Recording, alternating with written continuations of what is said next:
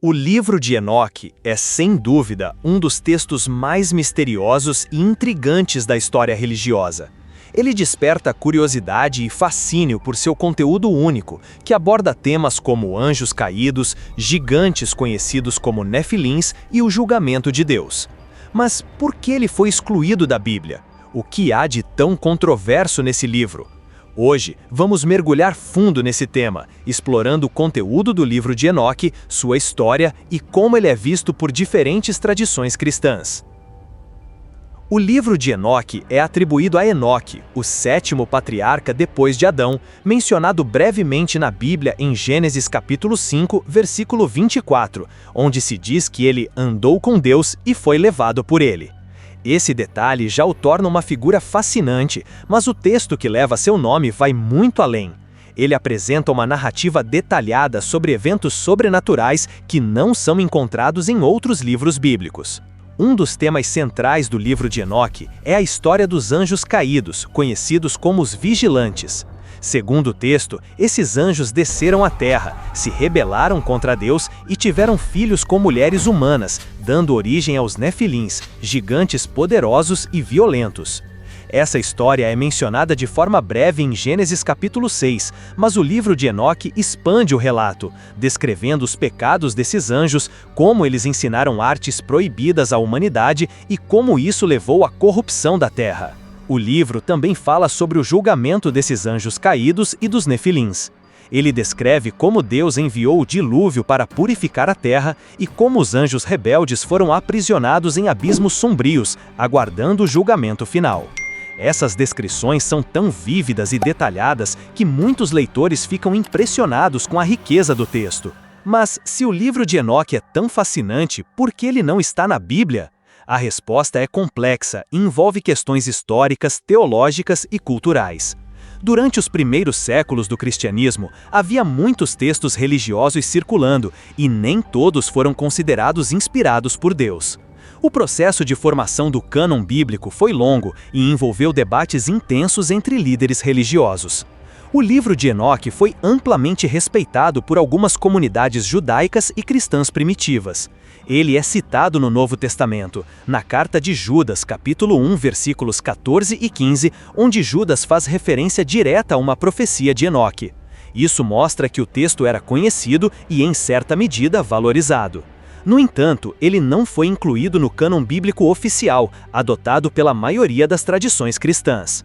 Uma das razões para sua exclusão é que o livro de Enoque contém elementos que foram considerados muito especulativos ou incompatíveis com a teologia cristã dominante. Suas descrições detalhadas sobre anjos, demônios e eventos sobrenaturais eram vistas como excessivamente mitológicas por alguns líderes religiosos. Além disso, ele não fazia parte do cânon hebraico, que serviu de base para o Antigo Testamento cristão. Apesar disso, o livro de Enoque não foi completamente esquecido. Ele foi preservado pela Igreja Etíope, que o considera parte de seu cânon bíblico até hoje. Em outras tradições cristãs, ele é visto como um texto apócrifo, ou seja, um livro que não é considerado inspirado, mas que pode conter ensinamentos valiosos ou históricos. O que podemos aprender com o livro de Enoque? Mesmo que ele não esteja na Bíblia, ele nos oferece uma visão fascinante sobre como as pessoas da antiguidade entendiam o mundo espiritual e os eventos que mudaram a história da humanidade. Ele nos desafia a refletir sobre questões como a rebeldia contra Deus, a corrupção do mundo e a necessidade de julgamento e redenção. Se você está se perguntando se deve ler o livro de Enoque, aqui vai uma dica: leia com discernimento. Ele pode enriquecer sua compreensão sobre certos temas bíblicos, mas lembre-se de que ele não tem a mesma autoridade que os livros canônicos. Use-o como um complemento, não como uma base para sua fé. Um dos trechos mais conhecidos do livro de Enoque está no capítulo 6, onde é descrita a rebelião dos anjos caídos, os vigilantes.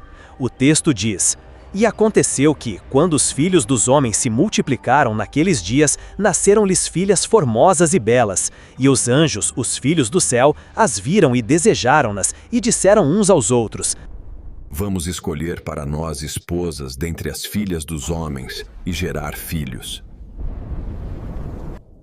Essa passagem detalha como os anjos desobedeceram a Deus, desceram à terra e se uniram às mulheres humanas, dando origem aos Nefilins.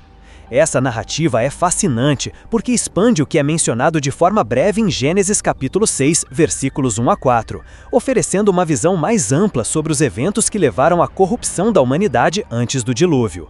Outro trecho impactante está no capítulo 10, onde Deus ordena ao arcanjo Miguel que prenda os anjos caídos e purifique a terra.